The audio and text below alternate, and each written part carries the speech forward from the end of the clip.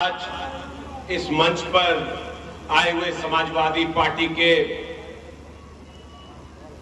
Azamgarh Lok Sabha by election के प्रत्याशी आदरणीय धर्मेंद्र यादव जी, इस क्षेत्र के 9 बार के चुने हुए विधायक आदरणीय दुर्गा चाचा, यहां मौजूद मेरे बड़े भाई जनाब अब्दुल्ला आजम साहब, मेरे बड़े भाई जनाब संग्राम यादव जी, मेरे बड़े भाई जनाब शोएब अंसारी साहब, मंच पर बैठे हुए सभी समाजवादी पार्टी और समाजवादी पार्टी के घटक दलों के सभी नेता और कार्यकर्तागण, वक्त कम है इसलिए सीधे शेर पर आता हूं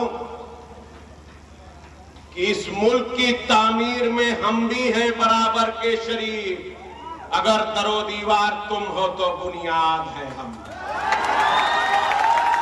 मेरे दोस्तों, मेरे बुजुर्गों, मेरे नौजवान साथियों, आप सबकी खिदमत में मैं अब्बास बिन मुख्तार अंसारी अपना सलाम पेश करता हूं और आपके बीच में यह गुजारिश करने आया हूं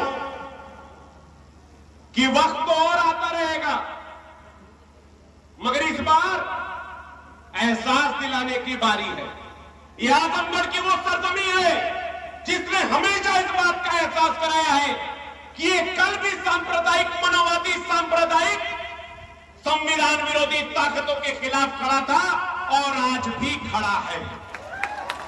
2014 में भी आपने दिखाया था, 2019 में भी आपने दिखाया और 2022 में तो भारतीय जनता पार्टी के ताबूत में आपने यहां से कील ठोक करके इस बात का एहसास करा दिया है कि आजमगढ़ की सरजमीन गंगा जमनी तहजीब को साथ लेकर चलना जानती है और उस आवाज को बंद करना जानती है जो इस क्षेत्र में सांप्रदायिकता और सामंतवाद फैलाने का काम करे। आप लोग मुझे बखूबी जानते हो, मैं आपके ही बीच का हूं, आपकी लड़ाई लड़ता आया हूं, मेरे परिवार ने आपकी लड़ाई लड़ी है। आज मुझे मौका मिला है आपकी दुआओं से कि आज आपकी लड़ाई लड़ूं और मैं वादा करता हूं कि रगों में जो भी लहू है वो आपकी अमानत है, जब जहां जरूरत हो वसूल कर लेना। मगर आप लोग आज मेरे बीच में आए हो तो आज ये वादा करके जाओ कि मेरे आने की इज्जत रख लो। क्यों? क्योंकि हमारे बीच में यहां चुनाव में 3 पार्टियां चुनाव लड़ रही हैं। एक भारतीय जनता पार्टी चुनाव लड़ रही है जिसके पास न कहने को कुछ है, न करने को कुछ है, नाचने गाने के सिवा। दूसरी बहुजन समाज पार्टी के कैंडिडेट चुनाव लड़ रहे हैं जो मात्र कुछ महीनों पहले उसी बहन कुमारी मायावती जी के खिलाफ लफ्जों की इतनी लंबी चौड़ी फेरिस्त खड़े करते थे, आज वही बहुजन समाज पार्टी के टिकट पर चुनाव लड़ रहे हैं। आपको यह मालूम होना चाहिए कि उत्तर प्रदेश ने एमआईएम को ठिकाने लगा दिया है तो भारतीय जनता पार्टी ने इस बार नया सहारा ढूंढ लिया।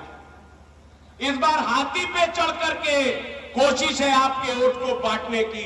बंटने मत दीजिए, क्योंकि आप तो अपना दे देंगे मगर उनका बेस वोट कहीं और जा रहा है। इसलिए समझदारी के साथ फैसला कीजिए, एक एक अपना कीमती वोट। जैसे आपने 2019 में आदरणीय अखिलेश यादव जी को बंपर वोटों से जिताया, मैं मानता हूं कुछ कमियां रह जाती है, मगर उसके साथ साथ कोई तो है जो कुछ तो बोलता है, बाकी तो या तो खिलाफत करते हैं या कुछ भी नहीं बोलते। तो उससे तो बेहतर है ना, है कि नहीं बेहतर? है ना बेहतर? अगर बेहतर है तो जरा हाथ उठा के पीछे से इशारा कीजिए, मुझे भी एहसास हो आपकी मोहब्बत का।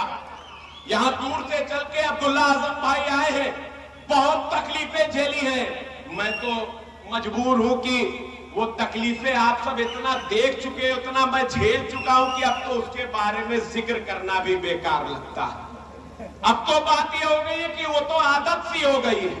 18 ही साल तो हुआ है अभी लड़ाई लड़ते लड़ते। 18 सदियां भी अगर लड़ना पड़ेगा आपके मान सम्मान की लड़ाई को तो पीछे नहीं हटूंगा, कभी पीछे नहीं हटेंगे, मगर उसके लिए आपको साथ देना पड़ेगा, सही फैसले करने पड़ेंगे।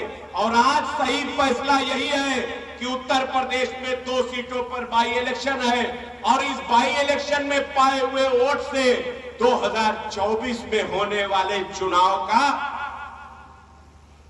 खाका बनाया जाएगा।